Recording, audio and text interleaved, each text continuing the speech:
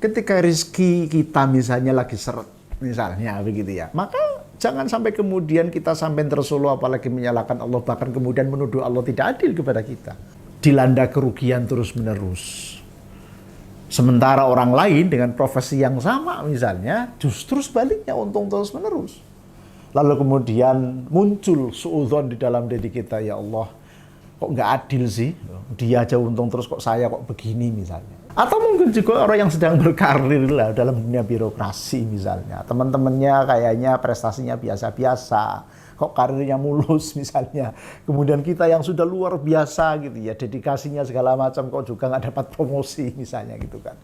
Jadi jangan sampai kemudian husnudzon itu atau husnudzon kita terganggu ya oleh peristiwa-peristiwa yang sedang kita alami.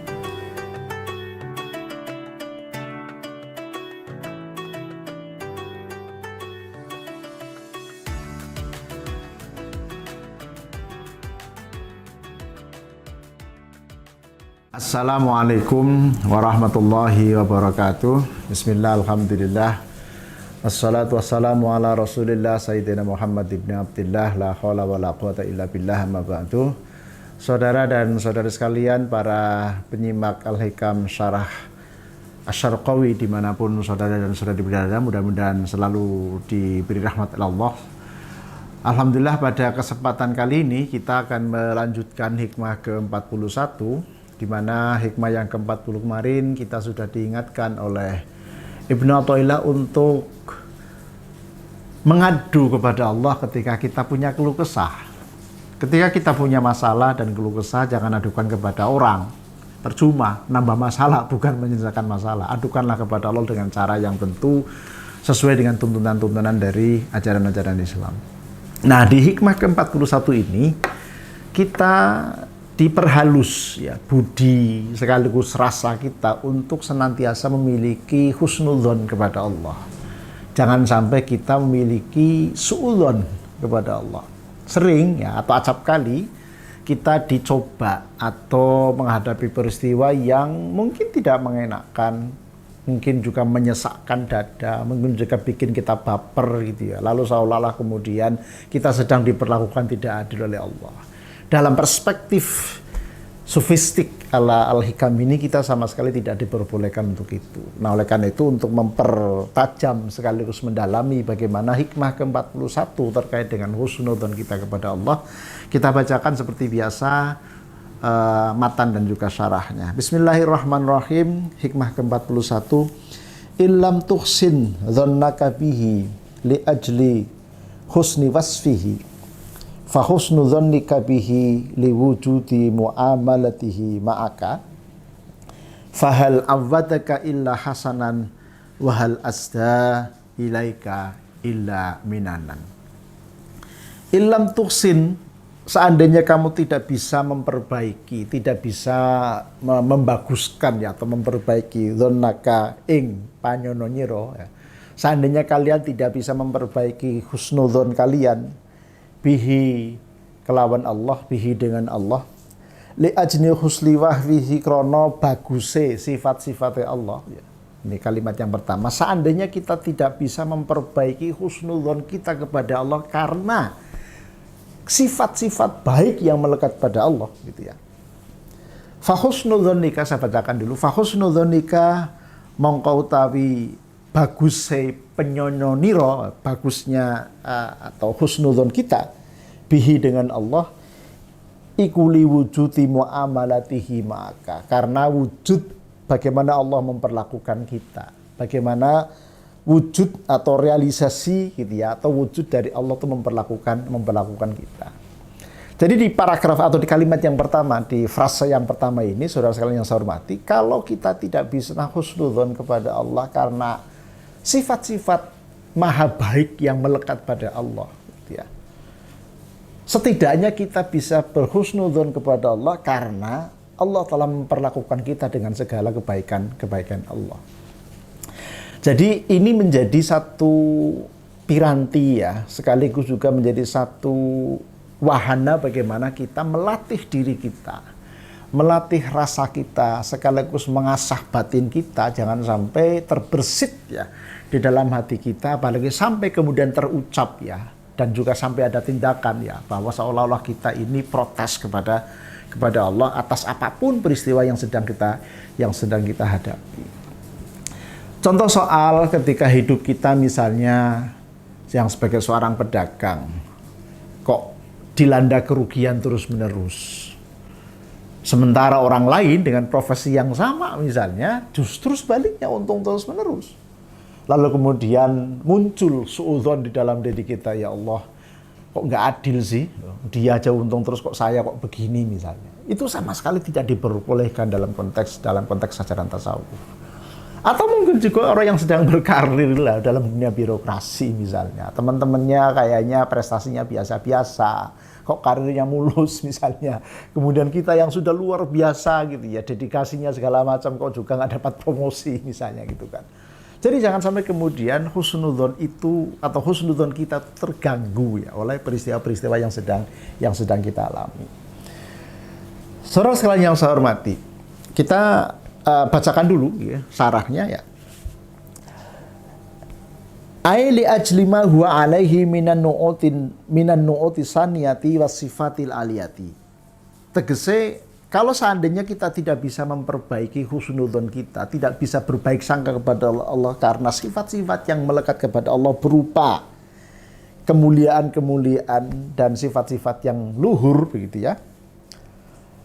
Karena fa inna man kana muttasifan bi asna sifati la yasturu minhu illal jamilu siyaman liman dhanna bil jamil.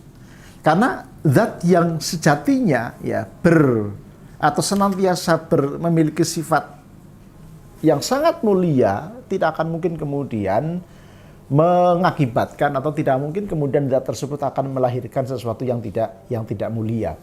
Ini pengertian syarahnya.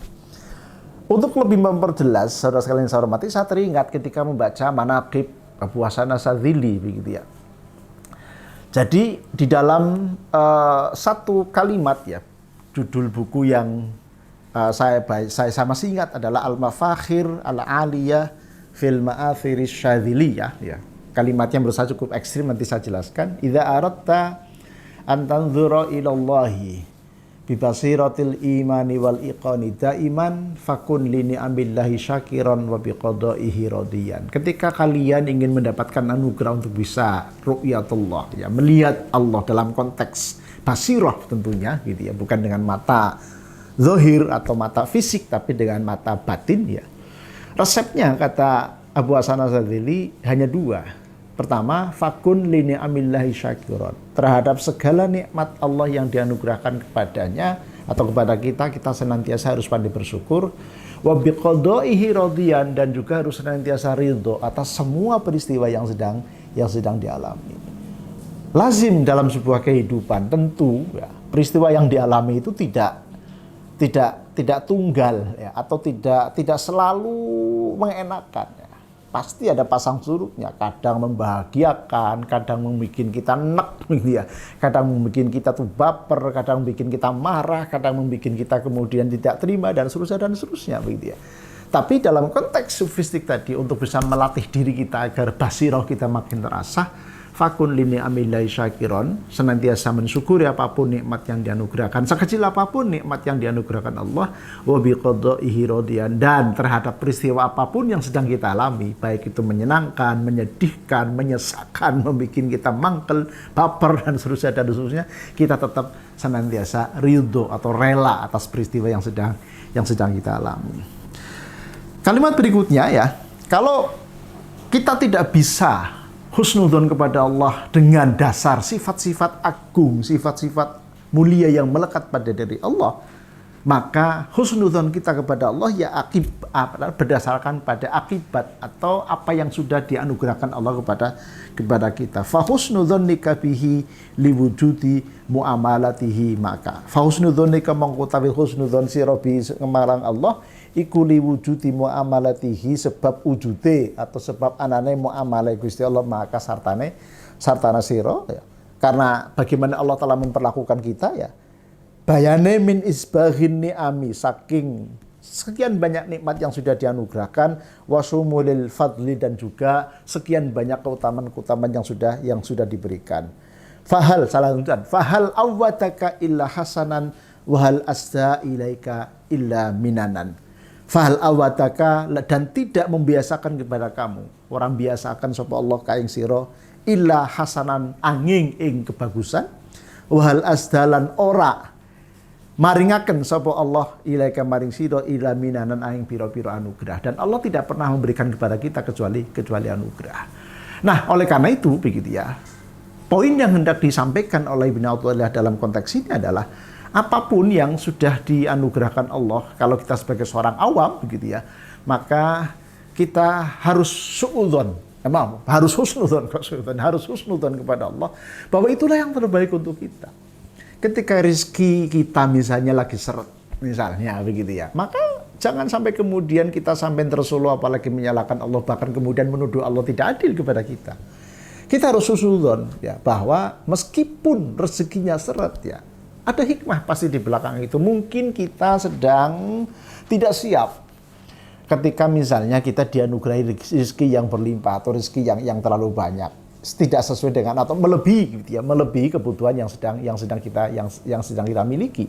Jangan-jangan dengan berlimpahnya rezeki kita malah justru menjadi orang yang lupa untuk bersyukur kepada Allah. Saudara sekalian yang saya hormati ya, kalimat fahal awwataka illa hasanan, Allah tidak pernah. Nah, ini memang satu cara baca yang menurut saya unik ya.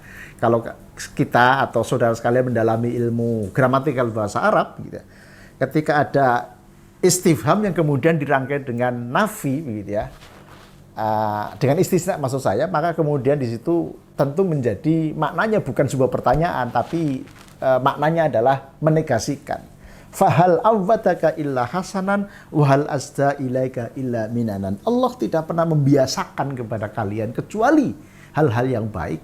Wahal asda ilaika, dan Allah tidak pernah menganugerahkan sesuatu kepada kalian illa minanan, kecuali berupa anugerah yang sekian banyak. Nah, oleh karena itu sekali lagi sebagai satu simpulan dari hikmah ke-41, saudara sekalian yang saya hormati, bahwa kita diminta senantiasa untuk menjaga husnudzon kita atau baik sangka kita kepada Allah atas segala peristiwa, atas segala hal yang kita alami. Syukur kalau husnudzon kita betul-betul bisa selaras dengan sifat-sifat mulia yang melekat pada diri Allah. Tapi kalau seandainya tidak mampu, maka husnudzonlah kepada Allah atas semua anugerah atau pemberian yang diberikan Allah kepada kita sekalian.